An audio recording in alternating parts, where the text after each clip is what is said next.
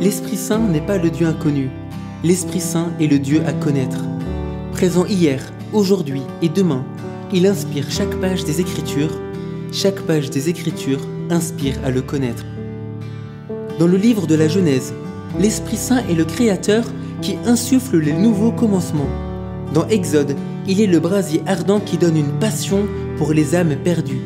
Dans Lévitique, il est l'huile de sainteté. Dans Nombre, il est celui qui donne en partage l'Esprit de Dieu. Dans Deutéronome, il te guide de jour comme de nuit vers ton salut. Dans Josué, il apporte la percée dans les situations difficiles. Et dans Juge, il est l'esprit de leadership et de conquête. Dans Ruth, il est l'esprit d'adoption qui nous fait entrer dans la famille de Dieu. Dans 1 Samuel, il est l'esprit d'élection qui élève et qui abaisse. Dans 2 Samuel, il parle à travers toi. Dans 1 Roi, il parle dans la brise légère. Dans 2 Rois, il est l'huile intarissable.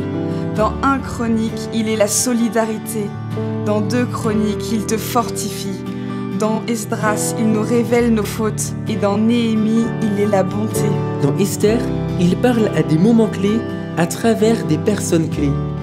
Dans Job, il donne et maintient la vie.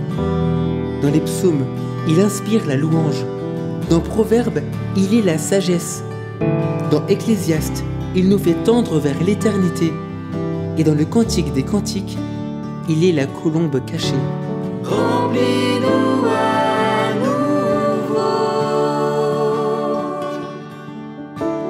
Remplis-nous à nouveau. Feu dévorant, attise en nous la passion pour ton nom. Esprit de Dieu, tombe en Seigneur, sois le seul maître, sois le seul maître en nous.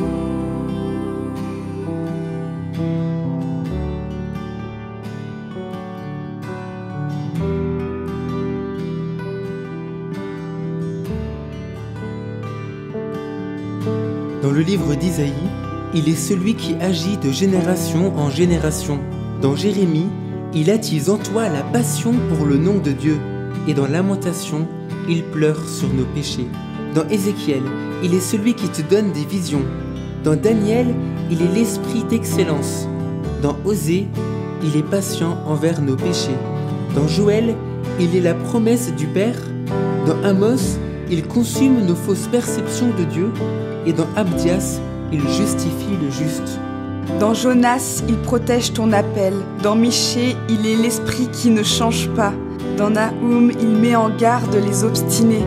Dans Habakkuk, il est l'indignation envers le péché. Dans Sophonie, il attise notre espoir pour croire en un monde meilleur. Dans Agé, il te rend audacieux et sans peur. Dans Zacharie, il est ton rempart.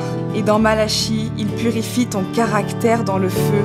Seigneur, envoie ta gloire. Seigneur, envoie ta gloire. Feu dévorant, attise en nous la passion pour ton nom. Esprit tombe en Seigneur, sois le seul maître, sois le seul maître en nous.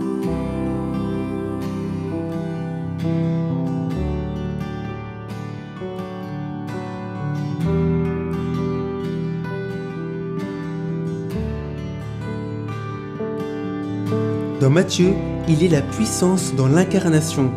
Dans Marc, il est l'égal du Père et du Fils. Dans Luc, il est l'onction qui te consacre pour porter la bonne nouvelle. Dans Jean, il te fait renaître à nouveau.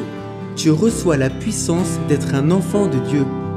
Dans Actes, il t'envoie en mission. Dans Romains, il prie pour toi et t'aide à aimer davantage Jésus. Dans 1 Corinthiens, il demeure en toi. Dans 2 Corinthiens, il te permet une véritable transformation. Dans Galates, il te fait vivre et marcher comme Jésus. Dans Éphésiens, il t'équipe de l'armure du salut. Dans Philippiens, il est une personne. Dans Colossiens, il fait grandir notre amour les uns pour les autres.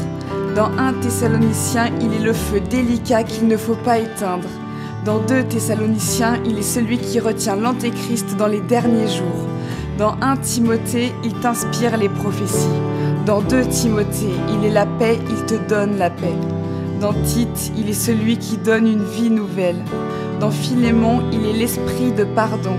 Dans Hébreux, il est Dieu. Dans Jacques, il est l'huile de la guérison. Dans 1 Pierre, il est la gloire de Jésus dans le passé, le présent et le futur. Dans 2 Pierre, il est l'inspirateur de toutes les prophéties. Dans 1 Jean, il est le témoin de l'incarnation. Dans 2 Jean, il est l'enseignant remarquable.